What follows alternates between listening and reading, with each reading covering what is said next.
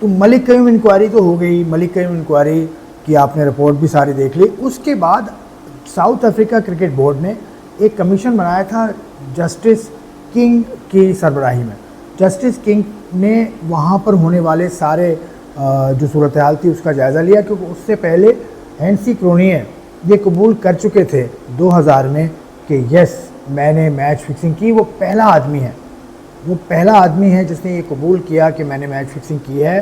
तो उसके ऊपर इंडिया में भी सज़ाएं हुई और इंडिया में बहुत बड़ी एक बवाल सा आ गया था। अजहरुद्दीन उनके लाइव बैन हो गए थे, जो कि बाद में अदालत से बरी हो गए। मोहम्मद अजहरुद्दीन के हवाले से मैं आपको अपडेट कर दूं, आपको मालूम है कि इंडिया के साबिक कप्तान हैं और अर्ली 2000 के अंदर सेंट्रल ब्यूरो ऑफ इन्वेस्टिगेशन ने रिपोर्ट एक बनाई थी उनके ऊपर, और उनके ऊपर इल्ज़ाम ये लगाया कि वो मैच फिक्सिंग कबूल कर चुके हैं। वनडे मैचेस उन्होंने फ़िक्स किए उनके बकौल 1996 में, और 2 पेप्सी कप श्रीलंका में 97 में किए उन्होंने, पाकिस्तान के ख़िलाफ़ 99 में किया उन्होंने। लेकिन अज़हरुद्दीन इन बातों से डिनाई करते हैं।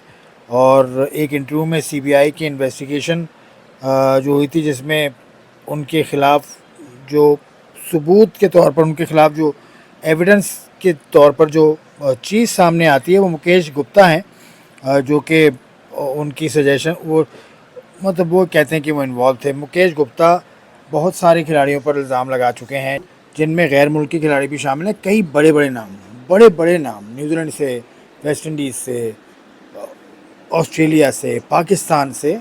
तो मैं उन खिलाड़ियों के नाम नहीं ले रहा इसलिए क्योंकि वो साबित उनके ख़िलाफ़ कुछ भी नहीं हुआ। लेकिन हैंसी क्रोनिये के उस बयान के ऊपर, हैंसी क्रोनिये की उस एडमिशन के ऊपर वहाँ किंग्स कमीशन बना और किंग्स कमीशन ने बाकी इन्वेस्टिगेशन की। किंग्स कमीशन ने जो अपनी रिपोर्ट दी है उसमें उन्होंने सलीम मलिक साहब पर कुछ इल्ज़ामात लगाए हैं, जिसके आईसीसी ने उन इल्ज़ामात को अपने पास लेकर आईसीसी ने सलीम मलिक साहब को एक सवालनामा भेज दिया। सलीम मलिक साहब आपको याद होगा, या मैं आपको याद करा दूं, 2008 में अदालत से बरी हो गए थे। अदालत ने उनके ऊपर से इल्ज़ामात जो मलिक कयूम इंक्वायरी में उन पर लगे थे उनसे उनको छुटकारा दिला दिया था। लेकिन आईसीसी ये कहता है, जो कि मैंने आईसीसी पूछा भी है, काफ़ी पहले पूछा था, आईसीसी ये कहता है कि सलीम मलिक साहब को जवाबात देने हैं किंग्स कमीशन के हिसाब से। किंग्स कमीशन की कुछ सवालात हैं, उनके जवाब सलीम मलिक साहब देंगे। अब ये सलीम मलिक साहब, क्योंकि इस हवाले से बात नहीं हो पाती है, कोई भी आके बात नहीं करता है, ये तो मैंने मालूमात की बेस पर आपसे बात कर रहा हूँ। तो ये सूरत हाल है। किंग्स कमीशन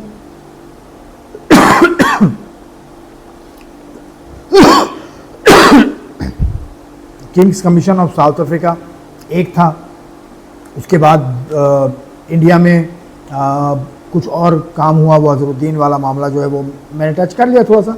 तो ये मैच फिक्सिंग के बस अब शुरुआत के दिन हैं, क्योंकि मैच फिक्सिंग कब से शुरू हुई वो भी मैं बस ख़त्म कर रहा हूँ अपनी वीडियोस का सिलसिला, क्योंकि अब ख़त्म होती जा रही है। हम पीछे आते आते हम मिड 90s तक पहुँच गए हैं। और मिड 90s में एक किस्सा ये भी हुआ था कि ऑस्ट्रेलिया की टीम पाकिस्तान आई थी, और 94 में ऑस्ट्रेलिया की टीम पाकिस्तान आई थी, 94-95 में।